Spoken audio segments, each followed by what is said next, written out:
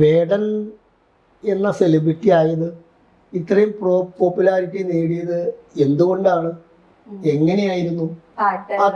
പാട്ടിലൂടെ അല്ലല്ലോ. അങ്ങനെ പാട്ടിലൂടെ അല്ല അദ്ദേഹത്തെ അറിഞ്ഞത്. അദ്ദേഹത്തെ മയക്കുമരുന്നിന്റെ പിടിയിലകപ്പെട്ടുകൊണ്ട് കഞ്ചാവിന്റെയും അതേപോലെ മയക്കുമരുന്നും അതേപോലെ നമ്മുടെ എന്താ പറയാ പുലിപ്പല്ല് ഉപയോഗിച്ചു എന്നൊക്കെ പറഞ്ഞിട്ട് വേടനെതിരെ കേസെടുത്തതാരാ?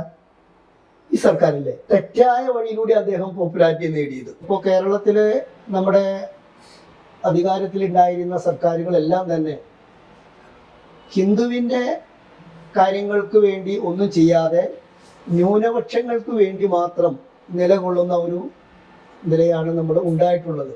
ജാതീയത അവസാനിക്കേണ്ടത് കാലഘട്ടത്തിൻ്റെ അനിവാര്യതയാണ്.